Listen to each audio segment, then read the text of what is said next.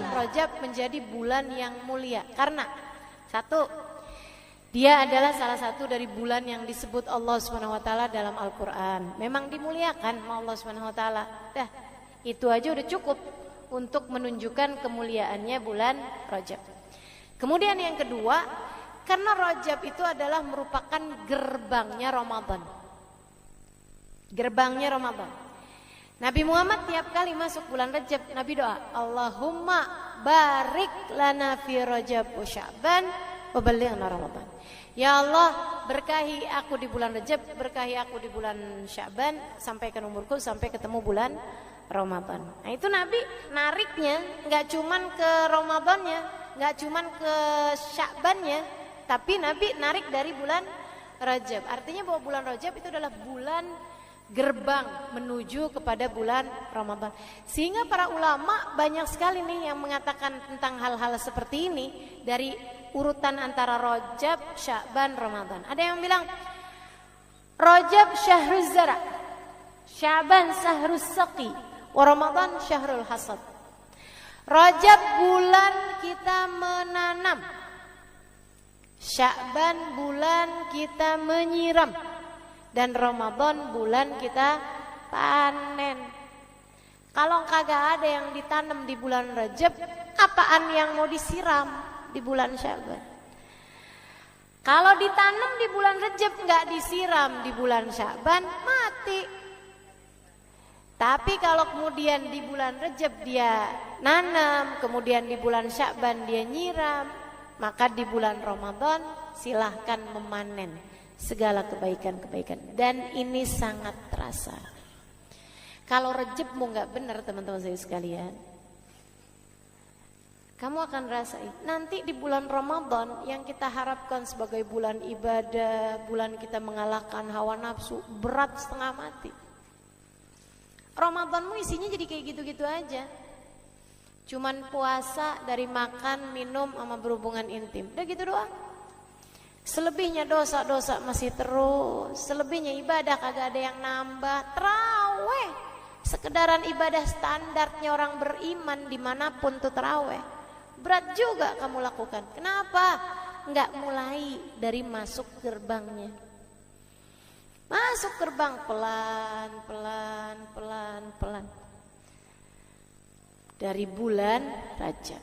Kalau kamu benerin diri di bulan Rajab, kemudian semakin baik pada bulan Sya'ban, bulan Ramadan tinggal ngerasain nikmatnya ibadah. Tinggal ngerasain bagaimana sungguh-sungguh memiliki hubungan sama Allah Subhanahu wa taala. Ada air mata tercurah, ada nikmatnya ibadah, ayat-ayat Quran, ada khusyuk sholat, Masya Allah. Ada senyum lebarmu di hari akhirat ketika kamu melihat pahala-pahala Ramadanmu dibukakan untukmu. Mesti mulai dari bulan Rajab. Oh pantesan ya, saya tuh kalau Ramadan gitu-gitu aja. Iya, nggak pakai persiapan. Segala-gala kalau nggak pakai persiapan nggak maksimal. Betul. Makanya teman-teman saya sekalian siapin dari sejak bulan ini nih, bulan Rajab. Dia bulan gerbang menuju Ramadan. Sayyidil Hibzain bin Smith, guru saya, guru kita semua, harapan saya. Beliau mengatakan Rajab syahrut takhalli, wa Sya'ban syahrut tahalli, wa Ramadan syahrut tajalli. Kok bahasanya mirip-mirip ya? Nah orang pinter tuh ngomongnya enak. Habib Zain ya, pinter luar biasa ngomongnya enak. Rajab syahrut takhalli, Rajab bulanmu bersih-bersih, mengosongkan diri dari dosa-dosa, bersih-bersihin dosa, kosongin tuh dosa-dosa dari hatimu. Wa Sya'ban syahrut tahalli, Sya'ban adalah bulanmu berhias diri. Habis dibersihin, sekarang tinggal tuh dipasangin interior yang bagus, ibarat kamar. Yang gitu ya. Ramadan syahrut tajalli. Ramadan adalah bulan kamu naik ke pelaminan. Bulan kamu bersanding. Ini barat pengantin nih. Bulan Rajab adalah bulan dia bersih-bersihin badan, mandiin, dilulurin gitu kan, bersih-bersihin. bulan Sya'ban, bulan dia milih baju pengantin, bulan dia berhias, milih make upnya, milih tempat tidurnya, milih pakaian tidurnya, milih segalanya. Ramadan adalah bulanmu menikah. Saudaraku sekalian saya muliakan, ini bukan kepada manusia tapi antaramu sama Allah. Dosa-dosa udah kebanyakan. Berapa bulan loh? 9 bulan. Iya kan? Wah, udah banyak bener nih dosa-dosa kita nih. Ini gimana nih caranya nih? Kosongin. Biar semuanya menjadi terampuni. Kalau udah kosong, bulan Sya'ban hiasin hatimu. Hati yang udah kosong dihiasin. Dihiasin dengan apa? Tidak ada penghias hati lebih dari sesuatu yang indah. Dihiasi dengan yang indah. Oke, boleh. Yang indah apa? Yang indah namanya Muhammad.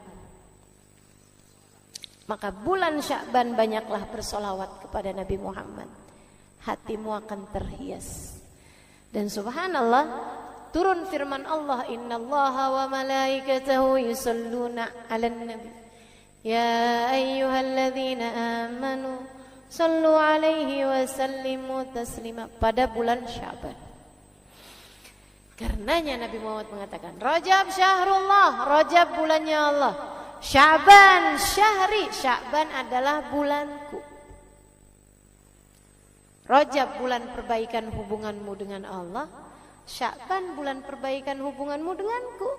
Kata Nabi, deketin dirimu kepada aku akan menghiasi hatimu sehingga menjadi hati yang pantas dipandang Allah dengan pandangan cintanya.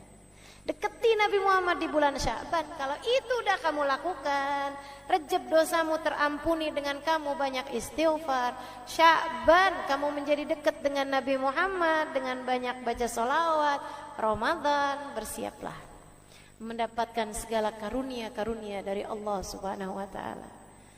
Gitu teman-teman saya sekalian. Kalau pengen ngerasain nikmatnya Ramadan, bukan dengan mempersiapkan menu buka puasa, akan tetapi persiapkan hatimu untuk mendapatkan rasa-rasa yang hanya hamba-hamba tercinta yang dapat merasakannya. Kalau rasa enaknya makanan semua orang ngerasain. Fir'aun ngerasain, Bu Jahal, Bu Lahab semua ngerasain. Rasa nikmatnya makanan doang mah. Semua orang yang paling dimurka sama Allah, yang gak diizinin sama Allah buat sujud barang serakaat pun teman-teman saya sekalian, yang lisannya gak pernah diizinkan Allah untuk memanggil namanya barang sekalipun, dikasih nikmatnya makanan.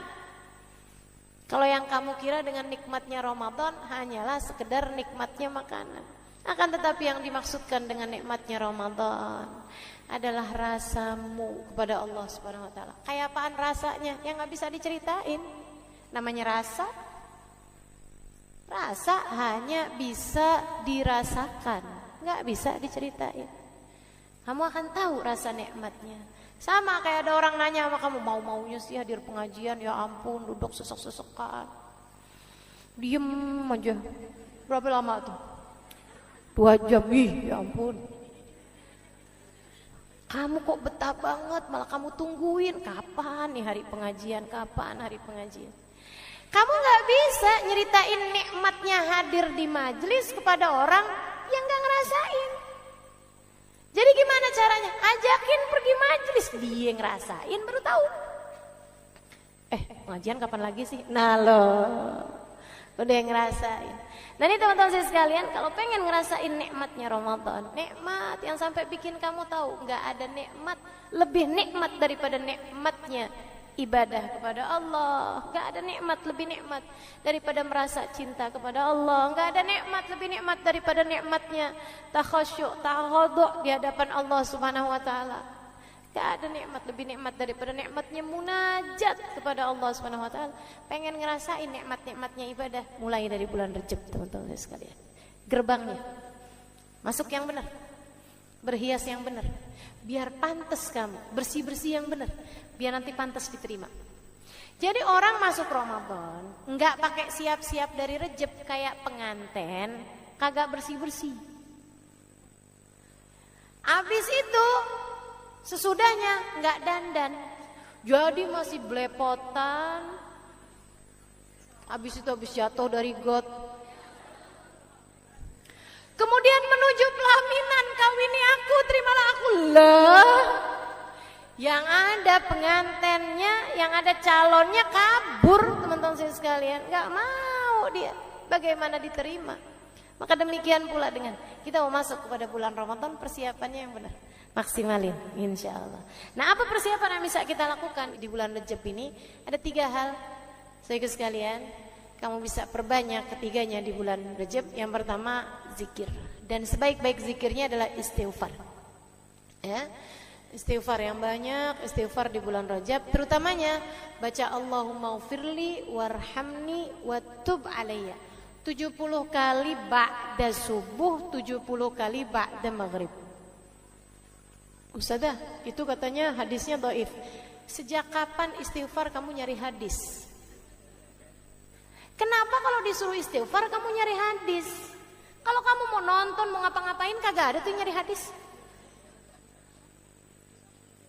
Iya kan, kalau ibadah kan mesti ada tuntunannya. Istighfar tuntunan dari Allah, bukan?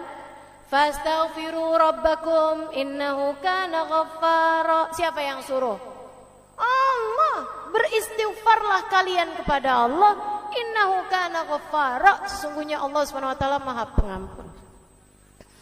Idza jaa nasrullahi wal fath wa ra'aitan nasa yadkhuluna fi dinillahi afwaja fasabbih bihamdi rabbika wastaghfir. Fasabbih bihamdi rabbika. Bertasbihlah kamu kepada Allah, wastaghfiruh, dan mohon ampunlah, istighfarlah padanya. Innahu kana tawwaba. Gitu. Jadi banyakin istighfar, terutamanya baca Allahumma ufirli warhamni watub alayya. Habis subuh 70 kali, sama ba'da maghrib atau ba'da isya 70 kali. Kalau bisa sambil ngangkat tangan, kerjainnya langsung habis salam. Assalamualaikum warahmatullahi wabarakatuh. Assalamualaikum warahmatullahi wabarakatuh. Kalau lagi sholat, kalau lagi mens sudah, ya udah nggak apa-apa, baca aja tetap. Pagi hari 70 kali, sama malam hari ba'da maghrib jam-jam segitu ya, baca juga 70 kali. Kalau bisa tetap dengan angkat tangan sebagai salah satu cara kita agar doa kita diijabah, kita baca Allahumma ufirli, ya Allah ampuni, warhamni, ya Allah sayangi, watub alayya, ya Allah kembalikan aku di jalanmu.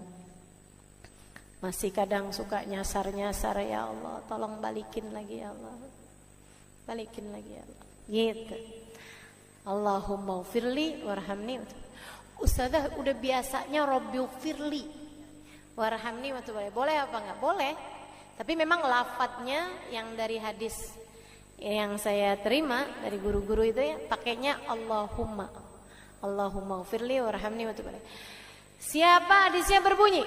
Siapa yang membaca ba'da subuh sama ba'da, pokoknya di waktu manggara, siapa yang membaca hina asbah wa hina amsa, setiap pagi dan setiap sore, 70 marrat, 70 kali dari Allahumma ufirli warhamni watub alayya, harramallahu sya'rahu wa basyarahu minan nar. Istiqomah selama 1 bulan di bulan Rajab, insyaallah Allah akan halangkan badannya dan rambutnya dari api neraka. Artinya Allah akan ampuni dosa-dosanya, teman-teman saya sekalian. Dapetin ampunan kita dari Allah. Insya Allah. Niat kita ngerjain? Niat ya insya Allah. Insya Allah kita niat sampai akhir Rajab. Bismillah. Nah ya, teman-teman saya sekalian. Kemudian apa lagi? Banyakin puasa sunnah. Sebab ada hadisnya ini. Inna yauman minal ashhuril hurum kathalathina sawma yaumin min ashhuril hurum kathalathina yaumin min ghairih. Sesungguhnya puasa 1 hari di bulan-bulan mulia, salah satunya Rajab, itu adalah setara 30 hari di bulan-bulan yang lain. 31 harinya setara 30 hari di bulan-bulan yang lain. Nah, jadi kan banyak tuh pahalanya. Nah, ya. Apalagi yang masih punya hutang puasa di bulan Ramadan, dah bayarin mumpung masih bulan Rajab. Kalau udah masuk bulan Sya'ban pertengahan, itu udah udah lampunya udah kuning. Kalau udah nyampe ke masuk bulan Ramadan lagi udah merah lampunya, yang artinya kamu kena denda. Dendanya apa? Setiap 1 harinya 1 mud beras, 6 ons beras, kalau belum dibayarkan di bulan yang di tahun ini. Gitu. Jelas gak? Jelas ya. Jadi seperti itu teman-teman sekalian. Jadi yang masih punya utang-utang puasa Ramadan, nih bayarin di bulan Rajab ini, nah, kamu akan dapat juga insya Allah pahala puasa Rajab. Gitu. Mudah-mudahan dapat diamalkan. Dan yang terakhir, amalan yang bisa kita lakukan di bulan Rajab, menghidupkan malam dengan banyakin doa. Kapan malamnya? Hanya ada 2 malam. Malam 1 Rajab. Itu salah satu dari malam-malam yang doa tidak ditolak Allah. Dan yang satunya lagi yang kamu bisa hidupkan malamnya, malam 27 Rajab. Malam yang Allah SWT pilihkan untuk baginda kita Nabi besar Muhammad alaihissalam mendapatkan kemuliaan pada malam tersebut berupa di Isra Mi'rajkan oleh Allah Subhanahu wa taala. Maka insya Allah mudah-mudahan kita sebagai umatnya juga di-mi'rajkan sama Allah, dinaikkan sama Allah. Apanya? Derajatnya. Apanya? Dinaikkan kita dari kubangan hawa nafsu kita menuju taatnya hawa nafsu kita. Dari hawa nafsu yang ammarah bisu mengajak kepada keburukan, naik insya Allah menuju ke lawamah, hingga naik lagi menuju ke mutmainnah, hawa nafsu yang tenang. Dimi'rajkan kita insya Allah dari dosa-dosa kita, dinaikkan menuju taat pada Allah Subhanahu wa taala. Dari yang asalnya nih kalau diterima sama Allah nih ibadah-ibadah kita nih di bulan Rajab nih teman-teman saudara sekalian, ini balasannya dari Allah bukan main-main. Kita lihat yang asalnya gampang ngerjain dosa jadi berat ngerjain dosa. Yang asalnya gampang ngomong kasar, ngomong kotor, bohong, begitu diterima nih di bulan Rajab jadi nggak gampang lagi. Kamu akan lebih mampu untuk menjaga diri, pertanda bahwasanya dosa-dosamu telah diampuni oleh Allah Subhanahu wa taala dan kamu telah dimi'rajkan dari dosa-dosamu menuju taat pada Allah Subhanahu wa taala. Amin ya rabbal alamin. Bismillahirrahmanirrahim. Nawaitu ta'allum wa ta'lim والنفع والانتفاع والمذاكرة والتذكير والإفادة والاستفادة والحث على التمسك بكتاب الله وسنة رسول الله صلى الله عليه وآله وسلم والدعاء إلى الهدى والدلالة على الخير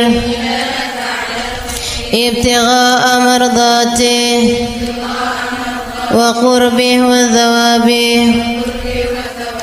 وحسن الخاتمة مع اللطف والعافية وصلاح العاقبة برحمتك يا أرحم الراحمين.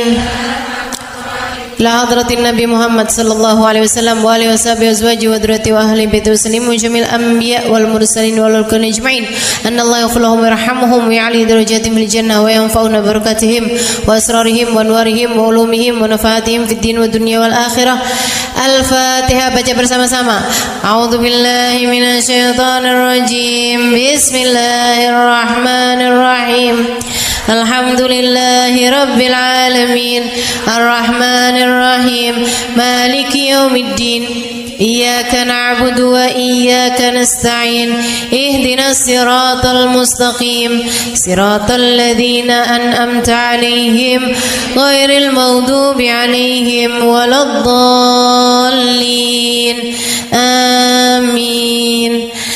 Taqabbalallah minna wa minkum, taqabbal ya karim. Warraghbah fid dunya, sementara rakus ambisi terhadap dunia, tukathirul ham, bikin banyak sumpah, wal hazan, dan bikin banyak kesedihan. Bikin sedih badan kita, bikin sedih hati kita, bikin sumpek dan bikin akhirnya jadi berpenyakit ya badan kita ini. Ar-raghbah fid dunya. Wal batalah, sementara batalah kalau di situ diartiin apa batalah? Nganggur ya benar. Cuman bahasa yang enak apa ya? Tugasil galba, lalai dari Allah, maksudnya ya nggak kepengen dunia juga, nggak kepengen akhirat juga gitu. Kayak gabut. Anak zaman sekarang bahasanya gabut ya. Gabut itu apa sih sebenarnya? Nggak ada kerjaan gitu kan? Itu kayak ada singkatan nggak butuh gitu kali ya dari itu ya. Nggak ngapa-ngapain gitu, pengangguran aja gitu nggak jelas. Wal batalah tuh terlena, nganggur gitu kan, tidur mulu gitu, luntang lantung. Ada orang luntang lantung gitu kan, dibilang luntang lantung, dibilang lantung luntang. Tugasil galba, bikin keras hati.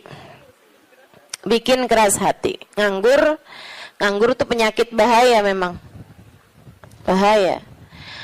Wa qala alaihi salatu wassalam, dan bersabda pula baginda Nabi besar Muhammad, Naja awwalu hadhihi al-umma biz-zuhdi wal yaqin. Awal umat ini terselamatkan dengan zuhud wal yakin, dan dengan keyakinan yang kuat. Wa sayahlik akhiruha bil hirsi wa tulil amal, dan akan hancur akhirnya umat ini, akan hancur disebabkan hirs, ambisi terhadap dunia, wa tulil amal, dan panjang angan-angan. Wa ma warada minal ayati wal akhbar wal athar fi dammi dunya wa dammil muhibbina laha warraghibina fiha wa dammil hirsi 'alaiha kharijun anil hasr. Dan apa yang warid, apa yang datang dari ayat, hadis, athar itu yang disampaikan oleh Nabi maupun para ulama, fi dammid dunya, dalam celaknya dunia, maksudnya mengenai betapa buruknya dunia, betapa buruknya orang-orang yang mencintai dunia, betapa buruknya orang yang ambisi terhadap dunia, dan mil hirs 'alaiha, betapa buruknya orang yang rakus terhadap dunia. Banyak sekali kharijun anil hasr, enggak bisa kehitung. Ayat, hadis maupun ucapan para ulama mengenai betapa buruknya dunia, betapa buruknya para pecinta dunia dan lain sebagainya ini banyak banget hadisnya, keterangannya enggak kehitung. Watasani fil ulama, dan karangan-karangan para ulama rahmatullahi alaihim, semoga rahmat Allah senantiasa tercurah pada mereka, minas salaf wal khalaf, baik dari ulama zaman dulu maupun ulama-ulama belakangan, masyhunah bidzalik, penuh sekali dengan hal-hal yang seperti itu. Kayak Imam Ghazali gitu kan, nulis dalam kitabnya baik Ihya Ulumuddin ataupun kitab yang terakhirnya beliau itu namanya Minhajul Abidin dan lain sebagainya, itu banyak banget mengenai hal-hal yang seperti ini gitu. Betapa pentingnya kita untuk zuhud terhadap urusan dunia. Tsumma inad dunya ibaratun wallahu a'lam bisawab. Sampai situ ya. Nabi Muhammad alaihissalam mengatakan, az-zahada fid dunya tuyrayyihul qalba wal badan. Zuhud dunia nih. Apa tuh zuhud? Zuhud itu teman-teman tidak mengharapkan kesenangan dunia dari Allah sekalipun ya, enggak minta gitu, enggak seneng gitu sama kesenangan dunia dari Allah. Itu namanya zuhud akhirat. Dan juga teman-teman, zuhud ama manusia itu tidak menginginkan apa yang ada pada manusia, apa yang dimiliki orang enggak kepengen. Itu kan? Itu namanya zuhud fima fi aidin nas. Ini disampaikan Nabi Muhammad dalam hadisnya, izhad fid dunya yuhibbukallah, wazhad fima fi aidin nas yuhibbukan nas. Kata Nabi Muhammad alaihissalam, zuhudlah kamu dari dunia. Zuhud tuh enggak seneng, enggak ambisi, enggak fokus kepada kesenangan dunia maupun pencapaian dunia. Hati-hati, tipis teman-teman bedanya, gitu kan? Pencapaian dunia, saudara sekalian, kayak gini loh, banyak followers, majelisnya jadi rame, itu tipis tuh antara kamu kepengen akhirat sama kamu kepengen dunia. Buat siapanya? Bukan buat yang hadir. Saya rasa kalau yang hadir mudah-mudahan baik gitu kan. Tipisnya itu buat pelaku-pelaku dakwah, baik yang rumahnya buka buat majelis atau dia buka majelis, atau yang ngajarnya nih, gitu. Karena kalau tujuannya senengnya itu adalah urusan-urusan dunia, tuh tipis banget setan nantinya tuh bisa masuk dari arah situ. Dari arah situ masuknya. Izhad fid dunia, kata Allah SWT. Makanya dari tipisnya nih yang saya sebut tadi itu ya, kayak keinginan kamu tuh dunia apa akhirat, keinginan kamu tuh pujian manusia atau pujian Allah. Itu sampai-sampai banyak dari para wali-walinya Allah Subhanahu wa taala meninggalkan kemasyhuran dunia karena khawatir sama hatinya. Banyak saudaraku sekalian. Sampai ada di antara para wali itu yang sampai berpura-pura nyuri, sampai dikejar orang gitu kan. Kenapa dikejar orang? Karena yang dia curi adalah bajunya seorang perempuan yang lagi mandi. Ada orang lagi mandi, wali loh yang ngerjain. Untung belum zaman viral internet ya. Ini kalau zaman viral internet kayak apaan tuh, orang ngejat dia tuh kan, udah nganggepnya udah hancur banget deh gitu. Tapi memang itu yang dicari sama beliau. Yang dicari sama beliau adalah menghindar dari kepopuleran, menghindar dari apa yang orang-orang cari dari kemuliaan dunia, karena khawatir hatinya terselip rasa keinginan untuk dianggap mulia di dunia, menghancurkan kemuliaannya di akhirat. Serem bener buat orang-orang kayak saya yang sama Allah dikasih pegang mic di depan, ya kan? Teman-teman saya sekalian, nggak gampang. Makanya kalau ada yang bisa kamu lakukan untuk saya, doain, biar bisa ikhlas, doain, biar bisa benar gitu, jaga hati, doain, biar disayang Allah gitu. Kesian nih, begitu udah masuk nih setan, teman-teman saya sekalian, setan tuh ya datang ke pedagang beda, datang ke orang awam beda, datang ke ulama beda lagi. Waduh, yang datang ke ulama nih setannya juga ulama. Setannya juga kelas profesional, gitu kan? Jadi nggak ecek-ecek gitu loh. Setannya juga setan-setan berkelas, teman-teman saya sekalian. Nah itu kan yang belum tentu selamat gitu, belum tentu selamat. Masya Allah. Ada tuh zamannya Imam, siapa ya? Ada Imam Ghazali cerita dalam Ihya-nya. Kita suka ketawa-ketawa tuh dengerin cerita Imam. Maksudnya kalau baca ceritanya Imam Ghazali yang begitu-begituan. Kata Imam Ghazali dalam Ihya-nya tuh, ada orang atau di Minhaj ya, wallahu a'lam, pokoknya salah satu kitab Imam Ghazali lah. Imam Ghazali cerita, ada orang dia itu ulama, teman-teman. Cuman ulamanya itu masih suka yang ya gitulah, masih ada kesenangan-kesenangan dunianya. Senang sama popularitas, senang sama dimuliain orang, senang sama ini sama itu sama ini sama itu. Ada satu ulama khomul. Ulama yang lain nih, ulama yang nggak seneng namanya terkenal, nggak seneng, dia nggak seneng sama urusan begituan, urusannya antara dia sama Allah. Tapi ilmunya luar biasa. Ulama yang kedua nih, yang kedua. Ini ulama yang pertama nih, saya nggak inget namanya gitu ya. Dua-duanya nih saya nggak inget namanya. Nah, ulama yang pertama nih, dia lagi khutbah Jumat, teman-teman saya sekalian. Dia ngomong sesuatu yang dinisbatkan kepada ulama yang kedua yang nggak senang keterkenalan apa ini, teman-teman.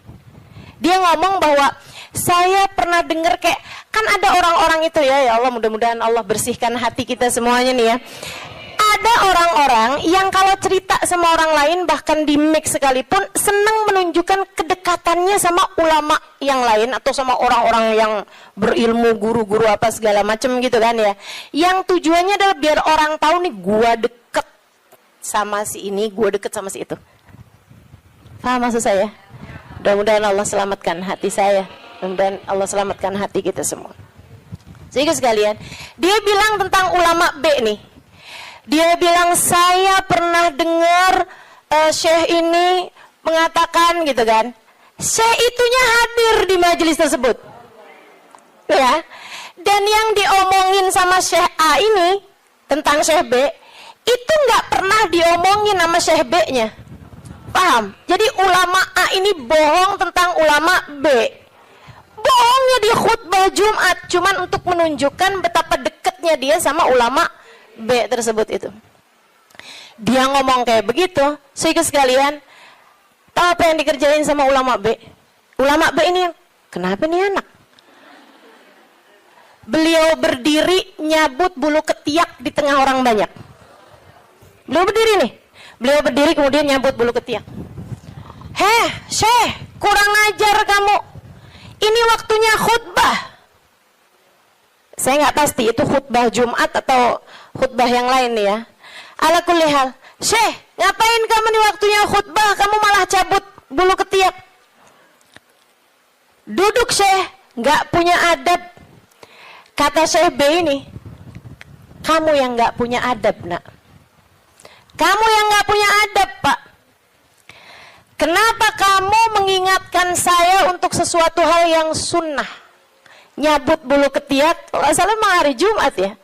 Nyabut bulu ketiak hari Jumat hukumnya sunnah. Ala sunnah. Walimada astahi, dia bilang. Kenapa saya mesti malu? Kamu gak punya malu apa depan orang-orang kamu nyabut bulu ketiak? Bulu ketiak itu kan buat laki-laki sama laki-laki nggak aurat. Sesama perempuan aja nggak aurat. Bulu ketiak ya, maaf ya. Teman-teman sekalian, beliau bilang walimada astahi. Kenapa saya mesti malu? Ana ala haq wa anta alal batil. Saya mengerjakan barang hak, kamu mengerjakan barang batil. Dia bilang saya mengerjakan barang hak, nyabut bulu ketiak sunnah hari Jumat. Dia bilang kamu ala batil. Karena kamu menceritakan tentang saya sesuatu yang tidak pernah saya katakan. Saya Syekh Fulan, sebutin nama dia namanya. Ya Allah, merah padam mukanya. Seram, teman-teman, seram. Ya gitulah. Kadang-kadang tuh sampai tipis banget keinginan dakwah atau keinginan pamer. Tipis. Setannya tuh ngebisikin sampai kayak suara semut. Katanya Nabi Muhammad alaihi salatu wassalam, "Ar-riya yadhubbu ala ummati kadzabibin naml." Riya itu bersuara di hati umat saya kayak suaranya semut. Nyaris enggak kedengeran. Enggak kedengeran suaranya. Antara kamu seneng agama Allah jadi tinggi atau kamu seneng nama kamu jadi tinggi. Tipis, segaris, bahkan lebih tipis daripada kulit bawang, teman-teman. Makanya mesti terus minta perlindungan sama Allah. Ya Allah, ya Allah. Ya Allah, ya Allah. Bimbing terus ya Allah, ya Allah, ya Allah. Gitu. Mudah-mudahan Allah karuniakan keikhlasan bagi kita sekalian insyaallah. Sebab yang namanya pencapaian akhirat teman-teman. Dan pencapaian akhirat kita nggak pernah tahu. Pencapaian akhirat tuh kita nggak pernah tahu. Taunya kapan? Ntar di akhirat. Namanya juga pencapaian akhirat. Taunya entar di akhirat. Saat kamu berhasil menghadap Nabi Muhammad. Saat namamu menjadi seseorang yang dikenal oleh Nabi Muhammad. Kalau mau bangga, tar di sana. Kalau mau bangga, ntar di sana.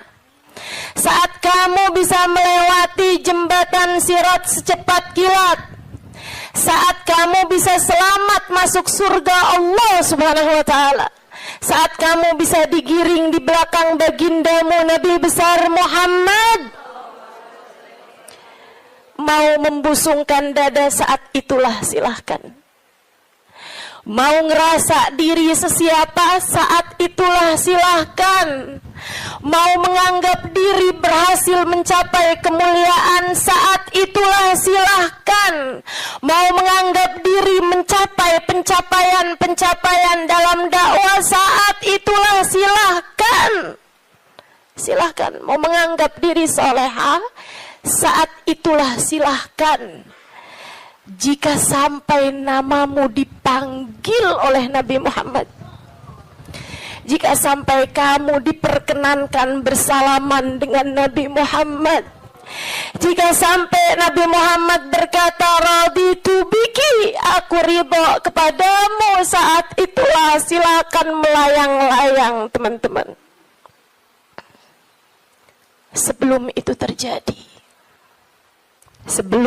terjadi, kamu masih antara-antara. Kamu masih ada di tepi jurang. Selagi itu belum terjadi, kamu masih ada di persimpangan jalan antara dinaikkan kepada Allah atau dihancurkan oleh Allah Ta'ala.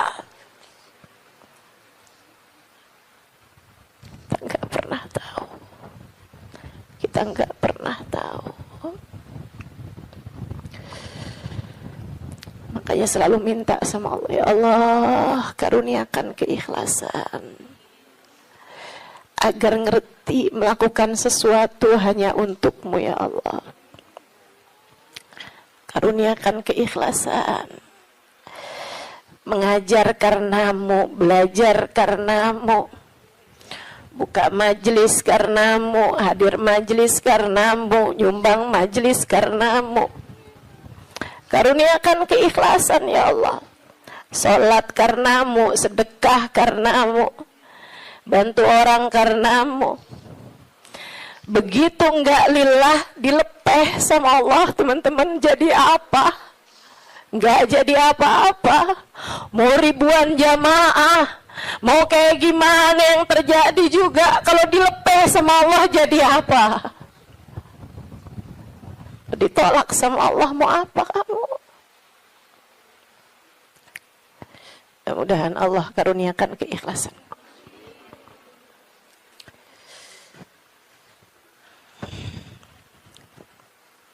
Az-zahada fid dunya, zuhud di dunia, zuhud dunia, ngarepnya cuma Allah semata.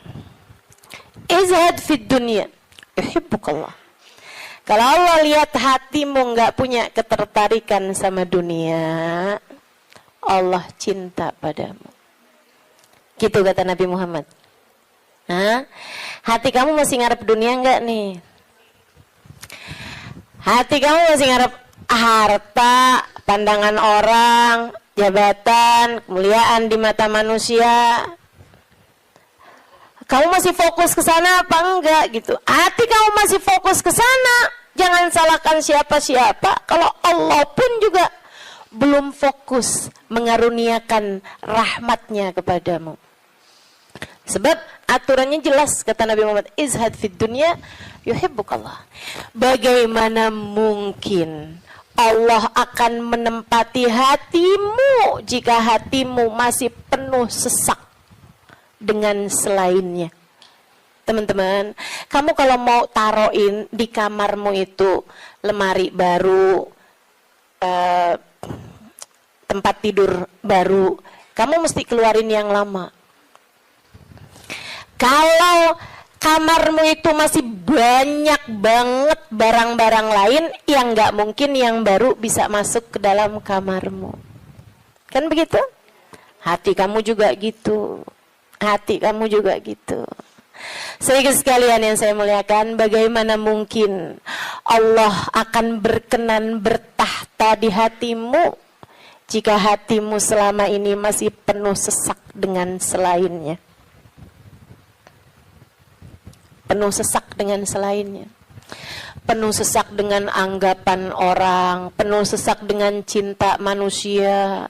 Yang kamu pikirin gimana biar suami tetap cinta padamu. Udah, kamu luar biasa. Siapa yang lagi di WhatsAppin sama suami, siapa yang lagi diteleponin sama suami, sekarang suami lagi di mana, sama siapakah, jangan-jangan dia sedang berada dalam pelukan perempuan yang lain. Waduh, bagaimana kamu berharap Allah bertahta dalam hatimu jika hatimu penuh sesak dengan selainnya? Teman-teman, keluarkan nya yang kecil-kecil agar nya yang besar berkenan bertahta di hatimu. Keluarin yang lain-lain. Keluarin perkara harta, perkara cinta manusia, pujian orang, semuanya keluarin.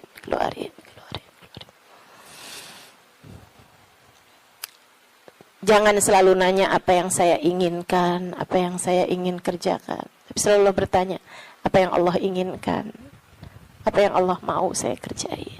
Terus gitu. Hidup belajar terus insya Allah. Izhad fi dunia, kata Allah. Kalau Allah lihat hati kamu kosong dari mencintai dunia, Allah akan bertahta di dalamnya. Allah akan cinta kepadamu, teman-teman. Yuhibbukallah, kamu akan dicinta sama Allah kalau begitu.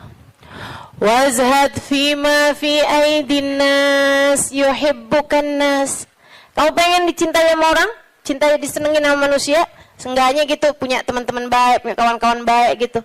Orang nggak jauh dari kamu, itu juga nggak apa-apa, bagus. Caranya, katanya Nabi Muhammad, izhad fima fi aidin nas. Zuhudlah kamu dari apa yang dimiliki sama orang. Jangan selamitan, jangan kepengen apa yang dipunya sama orang. Orang gak seneng loh kalau kita tuh kayak yang, ih bagus, mau dong. Gak seneng, teman-teman. Ustazah kerudungannya cakep-cakep, Ustazah boleh gak buat saya? Misalnya gitu. Saya ngomong sama Ustazah Khadijah. Tuh ya. Gak bagus, teman-teman, gak bagus. Dan itu kamu gak akan disenengin sama orang kalau caramu kayak gitu tuh. Minta aja gak disenengin sama orang, apalagi ngambil. Kan ya, udah pasti tuh orang gak seneng. Orang itu, teman-teman, punya banyak sekalipun gitu kan, kalau diminta tuh, kecuali para wali-walinya Allah, kecuali para orang-orang lain itu mah tingkatannya, ya kan. Tapi kalau diminta tuh gak seneng itu juga gitu. Walaupun mintanya nggak yang dengan bahasa-bahasa yang ini gitu, terus terang, tapi kayak bahasa sindiran gitu kan. Kerudungannya banyak, boleh kali Ustazah, yang ini cakep nih, gitu kan? Enggak boleh, nggak baik kayak begitu. Kamu menurunkan kemuliaanmu, teman-teman. Yang kata Nabi Muhammad tuh, 1 titik hitam di wajahmu di akhirat nanti setiap kali kamu meminta kepada orang lain. Izhad fima fi aidin nas. Apalagi kalau sampai kamu, hati kamu nggak pernah tertarik sama apa yang dipunya sama orang. Oh, dicinta sama Allah. Saya ceritain tuh di buku Bidadari Bumi 2 tentang seorang perempuan yang diceritain sama Hubabah Nur. Sedikit sekalian saya muliakan, saya lagi ngobrol sama Hubabah cerita tentang orang ini. Tuh bahwa ada tuh 5 orang tuh. Emang bener nih hadisnya Nabi yang ini bener banget. Ra'aituhu bi'aini kata beliau.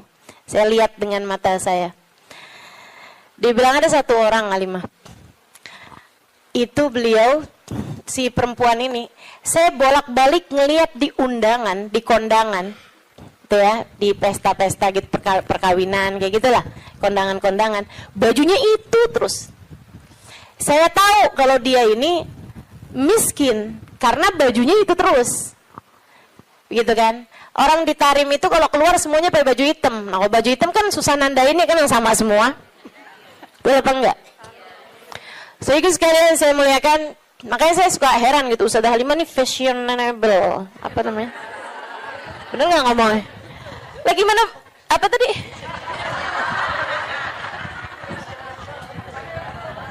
Gimana ngomongnya? Nah, itu dah, pokoknya itu dah. Lah orang saya tiap hari pakai hitam. Begitu ya. Sedikit sekalian. Nah ini kan kalau keluar mah agak susah ditandain karena kan semuanya hitam gitu. Tapi kan kalau pas kondangan tuh, orang sana itu kalau kondangan dalam ruangan semuanya perempuan, mereka dandan. Mereka pakai baju gitu kan. Pakai baju yang berwarna-warni, ya. Pakai baju warna-warni, enggak ada yang pakai baju hitam tuh. Enggak ada yang pakai baju hitam. Saya waktu dulunya nggak tahu gitu kan, saya pakai baju hitam aja gitu masuk. Buka. Waduh gimana nih mau buka ya. Habisannya terus udah ngerti gitu lama-lama. Jadi teman-teman, kata Hubabah, orang ini kalau kondangan baju itu mulu. Akhirnya saya punya niat, kalau nanti saya keluarin baju, saya mau panggil tuh orang. Saya cari tahu dan dia nih rumahnya ini apa, keluarganya siapa gitu. Saya paham, saya tahu tempatnya karena Tarim tuh kecil, kota kecil. Jadi semua orang memang saling kenal satu sama lain. Akhirnya dia bilang, kata Hubabah, waktu saya datang baju-baju yang baru-baru, ada orang ngasih ini apa segala macam, yang lama-lama saya keluarin. Hubabah tuh begitu teman-teman.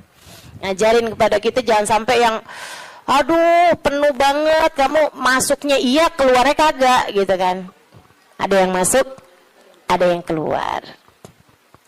Akhirnya mau Hubabah baju-baju yang lama-lama tuh dikeluarin, bagus-bagus tentu aja ya. Dan semua orang juga seneng dapat bajunya Hubabah gitu kan. Jangan terus minta. Jadi kepikir nih.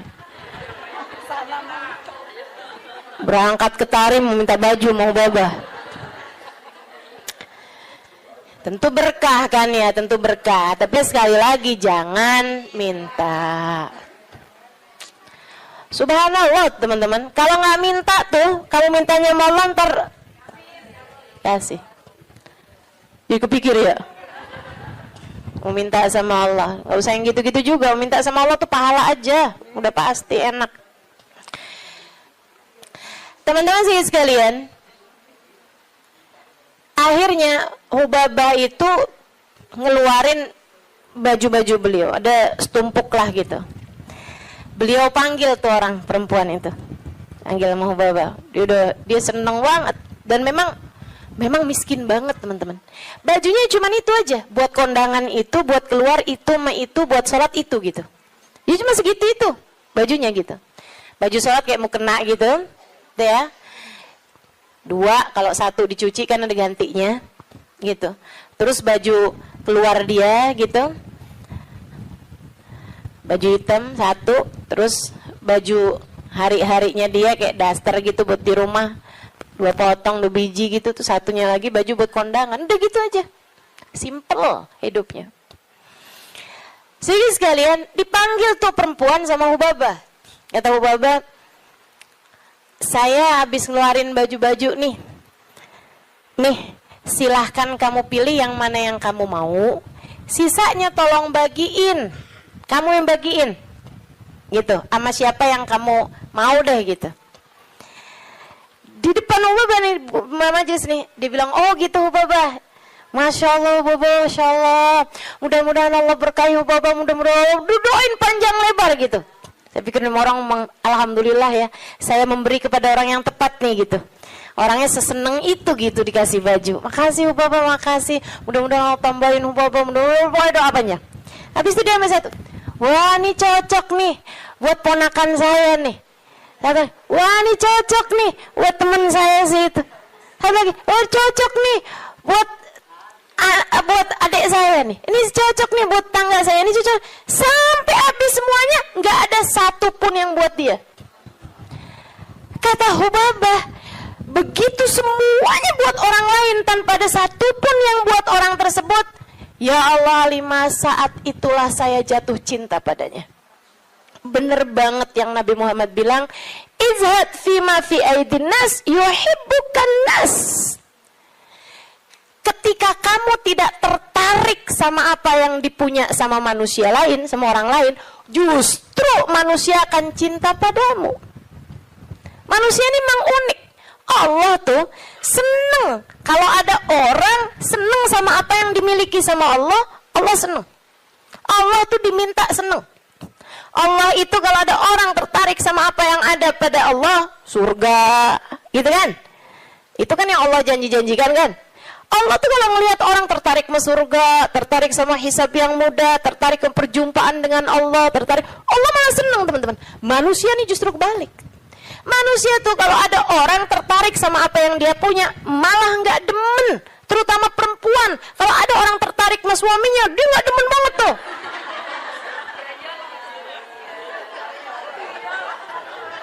Ya iya kan, mang saya kan lagi bilang. Allah kan nggak gitu. Allah punya kekasih, namanya Muhammad. Kalau ada orang tertarik sama Nabi Muhammad, Allah seneng banget. Allah cinta banget, ya kan? Tapi kita kan nggak gitu. Kita punya tas, kalau ada orang tertarik sama tas kita, boleh dong. Nggak demen kita, betul? Kita lagi makan nih, terus ada yang kayaknya enak tuh yang di piring. Boleh nggak perkedelnya buat saya aja? Gedak apa seneng? Gedak teman-teman, nggak seneng, kesel kita. Gitu, emang manusia tuh kayak gitu. Sama apa yang dia punya, orang lain tertarik, dia nggak senang. Dia nggak senang.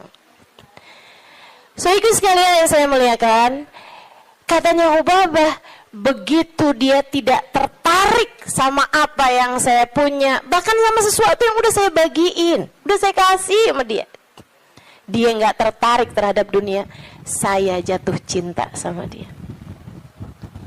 Masya Allah. Saya langsung masuk lagi ke kamar, saya ambil baju yang saya sayangi, yang saya sukai, saya lipat bagus-bagus, saya kasihin sama dia, saya bilang yang ini untuk kamu, saya minta tolong sama kamu, pakailah baju ini buat kamu, saya nyari berkah dari kamu. Saya pengen dapat berkah kamu, tolong pakailah baju saya ini untuk kamu. Ubabahnya sampai tolong-tolong sama dia. Masya Allah. Tuh saudariku sekalian, orang tuh bisa mulia kayak gitu tuh. Jadi yang memuliakanmu tuh bukan harta.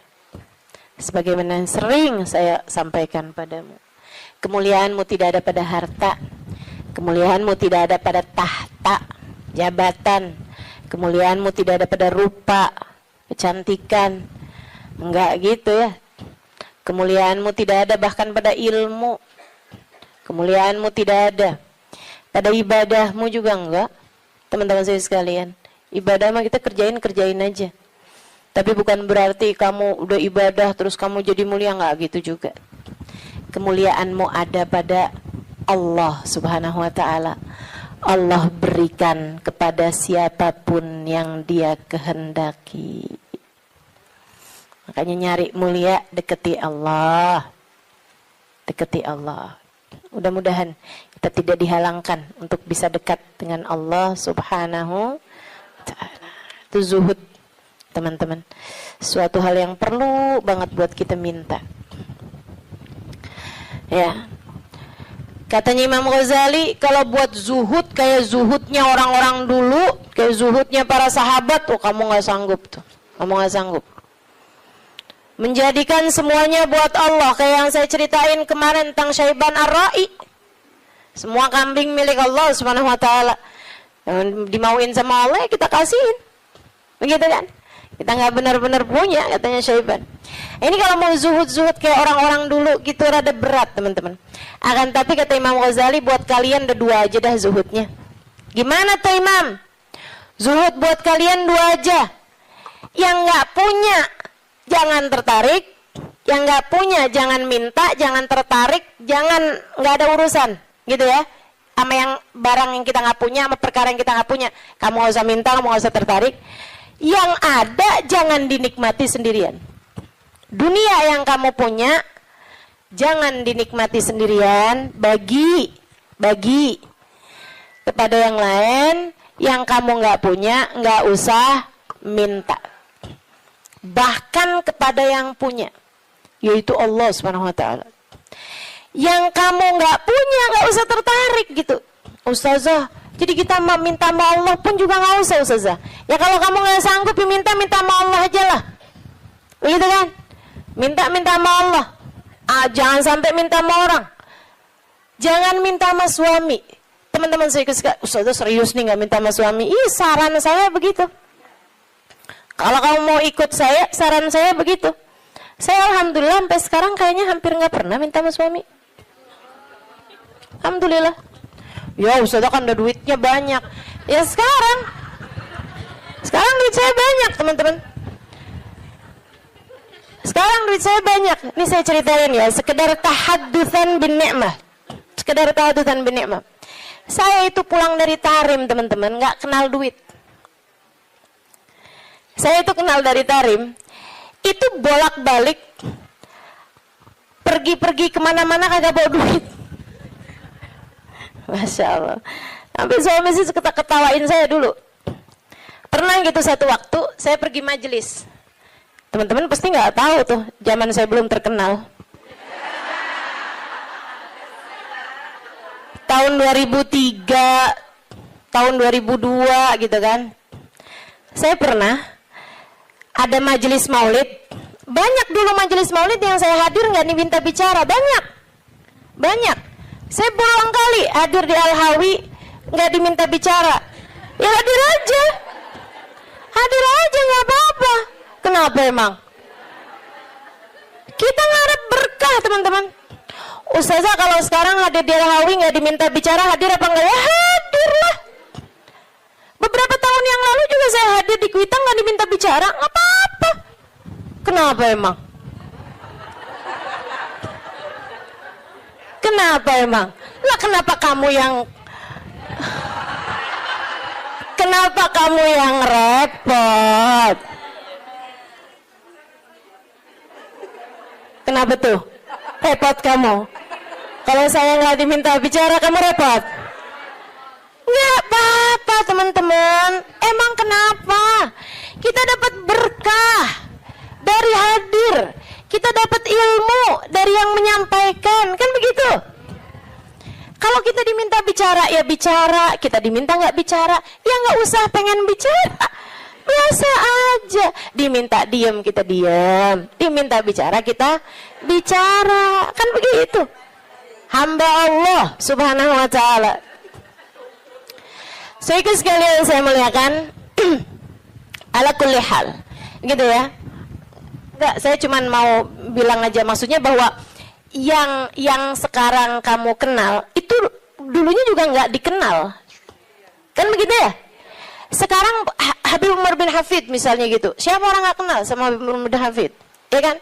Apakah pernah ada masanya Habib Umar nggak dikenal? Banyak. Panjang masanya Habib Umar juga nggak dikenal. Gitu. Jadi biasa-biasa aja. Yang masalah itu adalah rasa hati kita. Ini memang nih kelas-kelasnya ulama yang nggak kenal istilah star syndrome. Mudah-mudahan Allah karuniakan, teman-teman.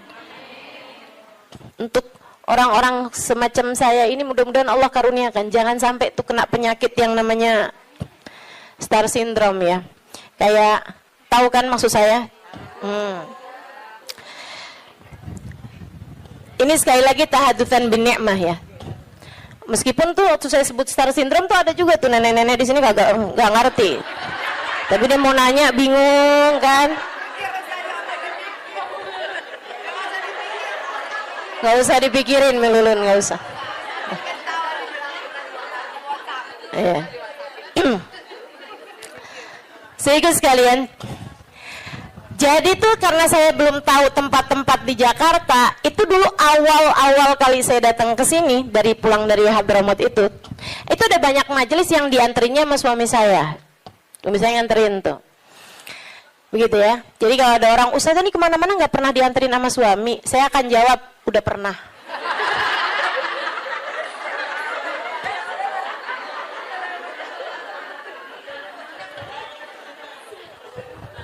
Udah pernah, tenang. Nggak usah kamu sok-sokan bikin iri saya, jemput sama suami gitu kan. Sampai di saat nggak dijemput sama suami sekalipun, turun dari Gojek salim. Gara-gara kebiasaan dianterin sama suami.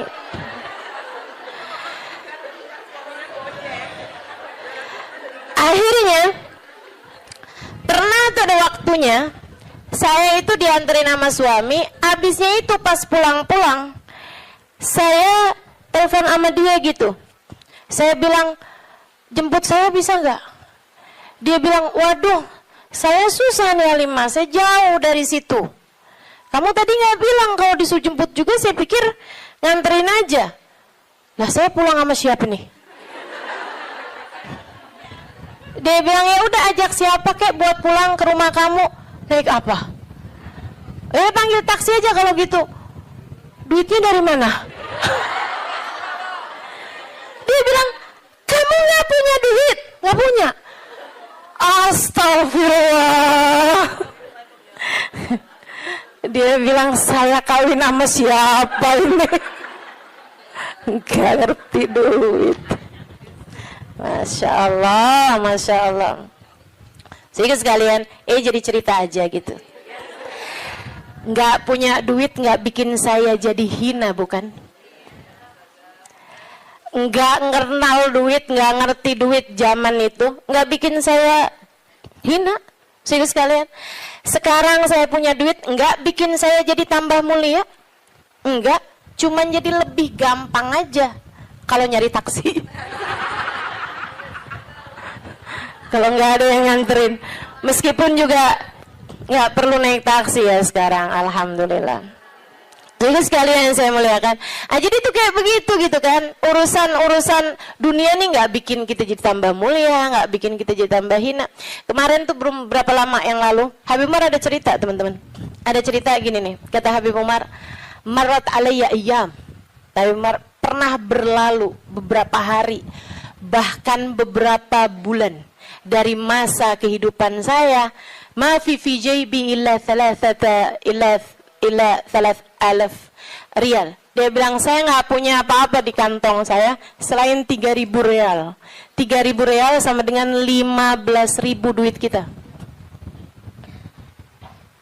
Main di ghairah. Saya nggak punya selain daripada itu, kata Habib Umar. Cuma 15.000 perak tuh. Berhari-hari, berminggu-minggu, berbulan-bulan. Kata Habib Umar bin Hafid, apakah berkurang kemuliaan seseorang karena nggak punya duit? Apakah berkurang nilai saya gara-gara cuman punya 15.000 itu? Nggak berkurang. Dunia teman-teman tidak memuliakan seseorang. Habib Umar, saya saksinya. Hubabah Nur, Habib Umar, yang ada seberapa dikeluarin, ya udah dikeluarin gitu. Ada tamu-tamu, berapa puluh orang, berapa ratus orang gitu kan. Yang ada pun punya, keluarin. Itu. Nggak ada hitung-hitungan sama urusan duit. Hubabah Nur itu teman-teman saya sekalian, karim banget, dermawan banget. Beliau itu bahkan, kan tinggal di kota Tarim, orangnya miskin-miskin. Banyak di antara mereka tuh yang kayak melahirkan gitu kan, terus nikah apa segala macam, itu pada nggak punya duit. Mereka itu di kota Tarim, kalau nggak punya duit, datangnya ke Hubabah Nur. Hubabah Nur kasih kepada mereka. Sehingga sekalian yang saya muliakan, sampai Hubabah Nur nih ceritain, bukan Hubabah tentu saja ya, cerita orang yang khidmah di rumahnya Hubabah. Itu teman-teman saya sekalian, sampai punya stok di dapur beliau atinya kambing, atinya unta, gitu ya. Itu beliau stokin di freezernya beliau. Buat siapa? Buat perempuan tarim yang melahirkan gak punya duit biar bisa makan yang bergizi. Pikirin sama Hubabah. Ya Hubabah setiap kali ini gitu, ada uang, ntar beli ini, beli itu, beli ini, beli itu. Yang dipikirin orang mulu tuh, subhanallah, subhanallah. Itu orang mulia, emang mulia teman-teman. Orang mulia itu emang orang mulia. Tuh Bapak Nur, orang mulia. Kita doain panjang umur, sehat badannya. Karena kita ini masih belum sanggup ditinggalin sama beliau. Saya terutamanya nggak sanggup saya. Bayangin Hubabah nggak ada gitu. Bayangin Habib Umar nggak ada gitu, ya Allah.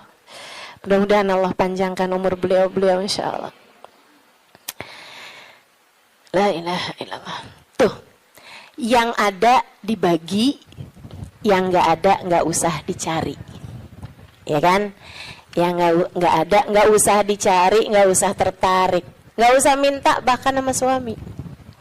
Saran saya gitu, nggak usah minta sama suami, jangan sandarkan rezekimu sama suamimu, jangan. Makanya kalau doa urusan rezeki itu teman-teman, nggak usah gini loh, ya Allah banyakin rezekinya suamiku ya Allah gitu. Biar bisa ngasih aku gitu. Jangan teman-teman, doa aja, ya Allah karuniakan rizki kepadaku atau kepada kami deh gitu. Nggak usah kamu sandarkan rezeki kamu tuh sama suami, walaupun yang kerja suami, karena itu namanya ngatur rezekinya yang dari Allah tuh kayak harus lewat suami gitu, padahal kan nggak kayak gitu. Tapi kan selama ini kayak gitu. Yaudah doain dia, doain kamu juga gitu. Ya Allah karuniakan kepada kami rizki yang halalan, thayyiban, mubarakan, mencukupi kami, begitu kan, untuk kehidupan kami. Begitu kalau mau minta urusan rezeki sama Allah. Meskipun para ulama-ulama yang zuhud-zuhud minta sama Allah aja enggak teman-teman. Minta nih urusan dunia sama Allah aja enggak. Minta sama Allah aja enggak, urusan dunia oh enggak. Kami tidak meminta kepada yang punya, bagaimana mungkin kami memintanya kepada yang enggak punya. Itu katanya Sayyidina Salim. Saya juga sering cerita ini. Cucunya Sayyidina Umar bin Khattab, namanya Syekh Salim, Sayyidina Salim. Saudara sekalian, beliau nih Sayyidina Salim ini ulama terkemuka di kota Madinah, di kota Mekah. Kota Mekah. Satu waktu khalifah lagi haji. Khalifah tuh raja, presiden, ya, di atasnya presiden bahkan. Karena dia mengepalai negara-negara yang ada dalam khilafah Islamiyah. Gitu. Kayak kalau di kita apa ya, ketua PBB kali ya. Cuman itu jadi kayak mengatur negara juga. Kalau PBB kan mengatur negara-negara doang, nggak mengatur negaranya dia sendiri. Kalau ini kayak presiden, tapi selain daripada dia presiden, dia juga ngepalain negara-negara yang ada di dalam kepemimpinannya dia lah gitu ya. Jadi di atasnya raja atau di atasnya presiden. Khalifahnya tuh lagi haji waktu itu. Pas dia lagi mau tawaf di jalan nih mau masuk ke masjid nih, ketemu sama Sayyidina Salim, Syekh Salim. Dia bilang kemudian kepada Syekh Salim, dia bilang, oh, alhamdulillah Syekh ketemu di sini, masya Allah. Nih ya, kalau ulamanya nggak cinta dunia, orang semuanya pada mendekat, termasuk pejabatnya yang berusaha buat ngedekat, bukan ulamanya yang berusaha ngedeketin pejabat. Ya kan? Sekarang kenapa banyak ulama-ulama berusaha mendekati pejabat? Nah ini dia. Padahal menurut saya jabatan ulama tuh di atas jabatan pejabat. Akhirnya teman-teman, Sayyidina Salim mau masuk masjid nih, tahu-taunya ketemu sama khalifah. Khalifahnya pakai kesempatan buat minta doa. Dia bilang, ya Syekh Salim, alak hajak dia. Wahai Syekh Salim, bukan buat minta doa. Dia pakai kesempatan itu buat mendatangkan hajatnya Syekh Salim, karena dia ngerasa dia punya harta banyak, punya kekuasaan, punya apa segala macam. Barangkali, wahai Syekh Salim, adakah kebutuhanmu yang bisa aku bantu? Ada sesuatu kah yang bisa saya bantu? Saya senang banget nih, tabarukan sama ulama, nyari berkahnya para ulama. Khalifahnya ini kan udah baik banget ya, udah baik banget nih khalifahnya nih, udah masya Allah banget hatinya sampai bisa kayak begitu gitu sama seorang ulama gitu kan. Bukannya ulama ngajuin proposal, ini malah pejabatnya yang nanya sama ulama tersebut, alat hajat dia, adakah kebutuhanmu yang bisa saya bantu? Katanya Sayyidina Syekh Salim begini nih, maaf, kita lagi ada di rumahnya, saya malu untuk meminta kepada selain sahibul bait. Di rumahnya Allah, sahibul baitnya siapa? Allah. Saya malu nih, di rumahnya Allah saya minta sama selain Allah. Fahamnya pejabat tersebut, oh berarti kalau mintanya udah nggak di masjid, mau nih mungkin beliau, gitu kan? Jadilah si pejabat ini nih kayak semacam nungguin sampai Sayyidina Syekh Salim selesai dari urusannya di masjid. Dan beneran, begitu Syekh Salim keluar dari masjid, disamperin lagi. Ini sekarang udah nggak di masjid nih kan? Samperin lagi sama beliau. Ya Syekh, Khalifah, Syekh, saya mau nanya yang tadi apa ya? Itu yang tadi alak hajak diha, adakah kebutuhanmu yang bisa saya bantu?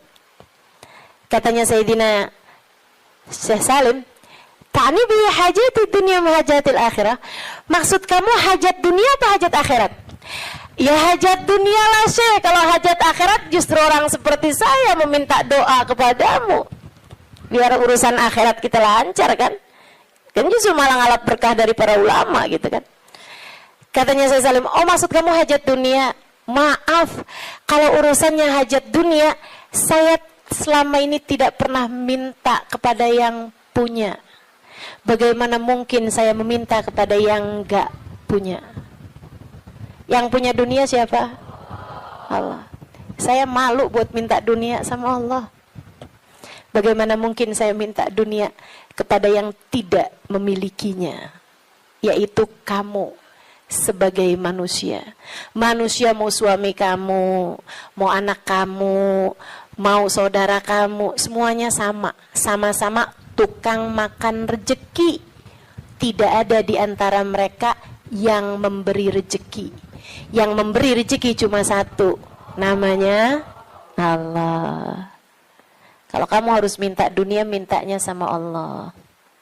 Kalau kamu harus minta dunia, ya, kalau kamu harus minta dunia, mintanya sama Allah. Bahkan para kasih Allah, mereka minta sama Allah pun enggak urusan dunia.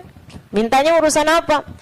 Mintanya urusan kebersihan hati. Mintanya urusan kelezatan ibadah. Mintanya urusan kehusyuan sholat. Mintanya urusan keikhlasan berbuat. Mintanya selamat hidup dunia, selamat hidup akhirat. Mintanya husnul khatimah. Mintanya tetap iman Islam. Mintanya rahmat. Mintanya syafaat. Dan lebih daripada itu semua, mereka minta cinta. Mereka minta cinta. Cinta kepada Allah. Cinta kepada Rasulullah. Mereka minta Allah mencintai mereka. Mereka minta Rasulullah mencintai mereka. Itu hal-hal besar untuk kita minta kepada sang pemilik segalanya, teman-teman. Minta itu sesuatu yang gak bisa kebeli pakai duit. Itu gede, barang berharga. Kalau sesuatu yang masih bisa kebeli pakai duit, itu barang yang gak seberapa berkelas, teman-teman. Ya kan? Barang yang gak seberapa berkelas gitu. Mudah-mudahan Allah karuniakan. Itu katanya beliau seperti itu. Wallahu a'lam bishawab. Alhamdulillah. Wassalatu wassalamu ala Rasulillah Muhammad ibn Abdillah wa ala alihi wa sahbihi wa man walah.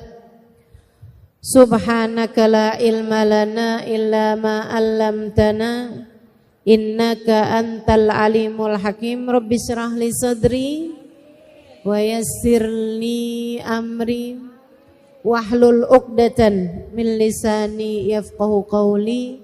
Amma ba'du.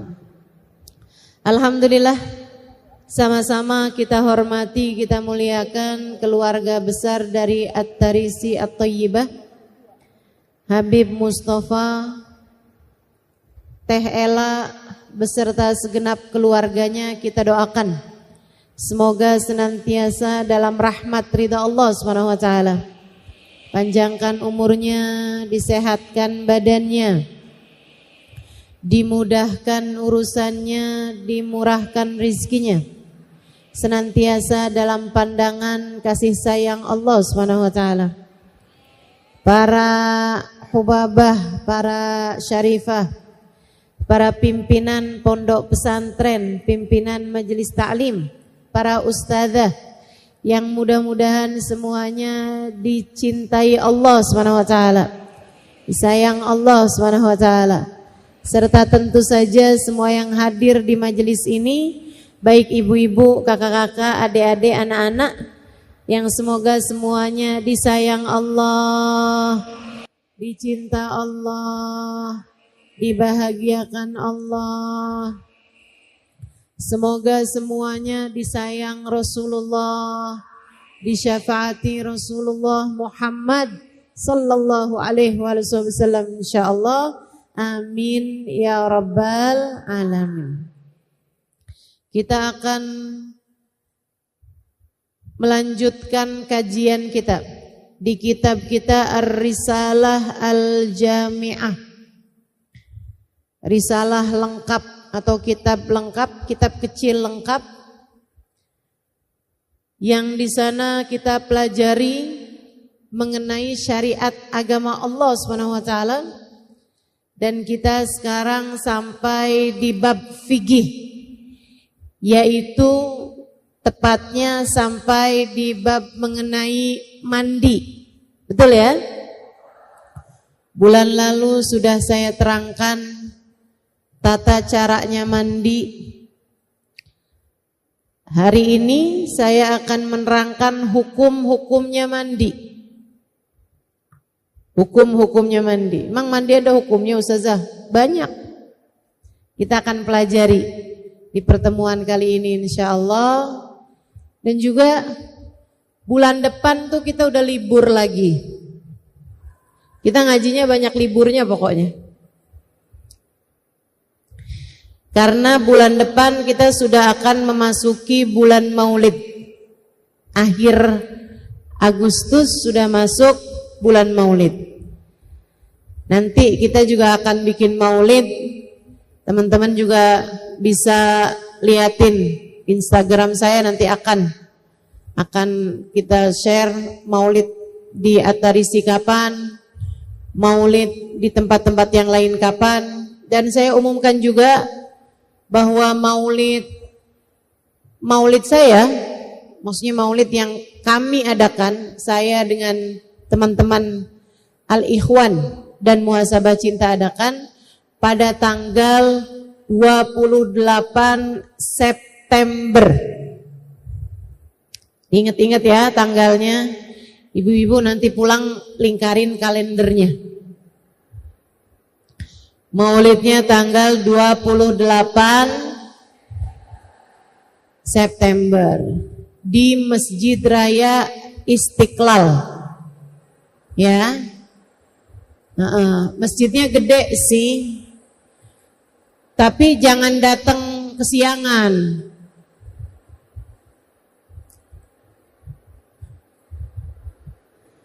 Datangnya jam berapa Ustazah? Sebelum bangun. Sebelum bangun kamu udah jalan. Jadi nggak pakai tidur. Iya. Mudah-mudahan Allah panjangkan umur kita. Allah sehatkan badan kita. Allah takdirkan diri kita untuk bisa menghadiri maulid Nabi kita Muhammad sallallahu alaihi wasallam insyaallah. Amin ya rabbal alamin. Sebelum kita akan bahas hukum-hukumnya mandi ini, kita akan awali dulu dengan membaca niat belajar bersama-sama. Ikuti sudah saya. Bismillahirrahmanirrahim. Nawaitu ta'allum wa ta'lim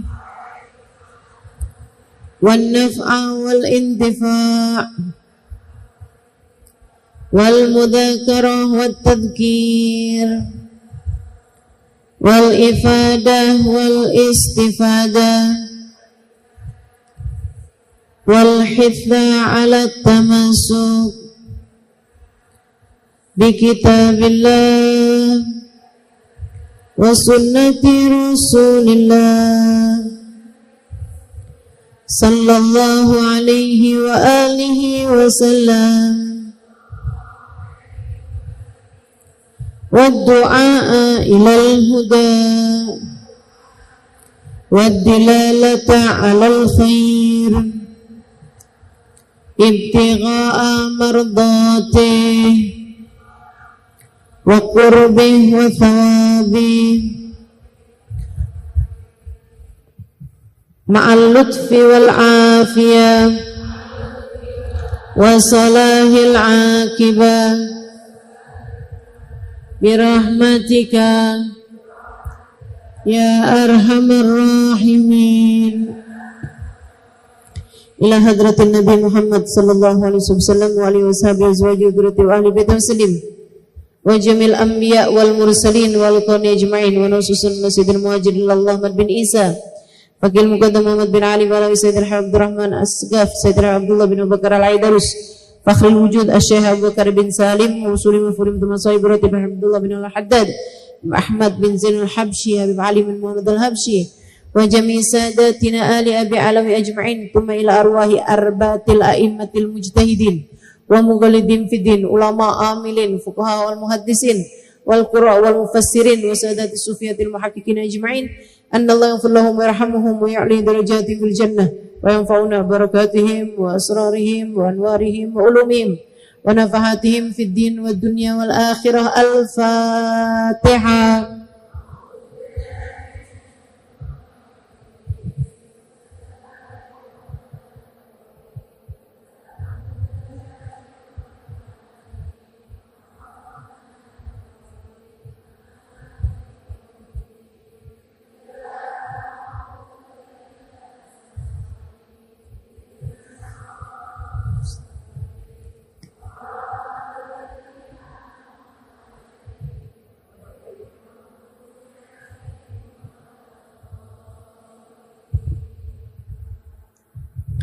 Bismillahirrahmanirrahim. Kita berada di bab mandi. Katanya sahibul kitab, wa in kana alaihi janabah min mujama'ah aw khuruji mani binaumin aw ghairih lazimahu ghuslu jami'i badanih ma'aniyati raf'il janabah. Siapa yang menanggung janabat karena hubungan intim suami istri, au khuruji maniyin, atau karena keluarnya mani. Keluarnya mani ini binaumin, sebab mimpi, banyakan laki-laki ya, tapi perempuan juga ada. Au ghairihi, atau selain dari mimpi, lazimahu ghuslu jami'i badani, maka mandi wajib, terutamanya sesudah haid atau sesudah nifas. Ini kita perempuan sering terjadi. Mandi wajib kita adalah karena sesuci dari haid ataupun nifas. Lazimahu ghuslu jami'i badani, maka wajib bagi kita untuk mandi dengan mengalirkan air ke sekujur tubuh, ma'aniyati raf'il janabah, diiringi dengan niat ngangkat hadas besar. Jadi sekalian, Kemarin saya sudah bahas sebab-sebabnya mandi wajib. Masih ingat nggak Bu? Nggak yakin gitu jawabnya. 3 sebab khusus perempuan. Haid, nifas, melahirkan. 3 sebabnya yang lain umum buat laki-laki maupun perempuan. 1, berhubungan intim, baik laki-laki maupun perempuan wajib mandi. Yang kedua, khuruj mani, keluarnya mani, baik laki-laki maupun perempuan, meskipun keluarnya laki-laki lebih sering dibandingkan dengan perempuan. Dan yang terakhir, ada yang menyebutnya sebagai salah satu penyebab mandi wajib, ada yang tidak menyebutkannya. Ulama berbeda pendapat dalam apakah disebut sebagai penyebab mandi wajib apa tidak gitu. Yang terakhir ini yaitu al-maut, kematian. Orang kalau mati wajib mandi. Masalahnya bukan dia yang mandi. Serem kalau dia yang mandi. Dia meninggal dunia, buruan mandi gih. Lah orang mati. Yang mandikan adalah orang-orang yang hidup. Gitu ya. Itu. Kalau kamu terkena salah satu dari 5 sebab yang tadi itu, haid, nifas, melahirkan, dengan catatan melahirkan ini kalau tidak bersambung dengan nifas. Tapi kalau nyambung sama nifas, nggak wajib mandi juga, nggak wajib mandi. Mandinya nanti aja. Kapan aja kamu mandi boleh. Jadi jangan menyiksa orang yang habis melahirkan. Sebab kebanyakan orang kalau habis melahirkan itu Bu, nyambung sama nifas. Langsung keluar darah, nyambung terus sampai maksudnya sampai nifas berhari-hari. Kamu nggak usah paksain, buruan mandi habis melahirkan, hukumnya wajib. Kalau dia nyambung sama nifas, hukumnya tidak diwajibkan untuk mandi. Mandi wiladahnya itu gugur kalau nyambung sama nifas. Nah, mandi wiladah di sini wajib kalau tidak bersambung dengan nifas. Ada Bu, orang yang habis melahirkan nggak langsung keluar darah. Darah melahirkan iya, tapi habis itu nggak keluar darah kayak haid, nifas gitu nggak. Berhenti darahnya. 2 hari kemudian baru keluar nifas. Nah kalau kayak begitu, itu maka waktu habis melahirkan dia diwajibkan untuk mandi. Begitu ya.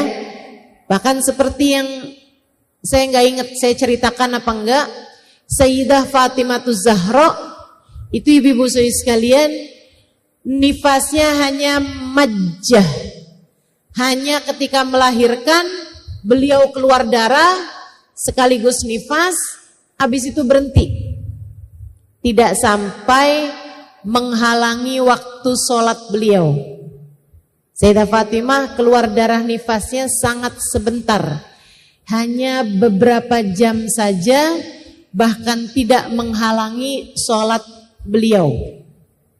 Pernah Sayyidah Fatimah melahirkan salah satu putranya sesudah adzan maghrib. Jadi maghrib, datang waktu sholat maghrib, beliau sholat, habis itu sakit perut, melahirkan. Habis melahirkan Bu, keluar darah, 1 jam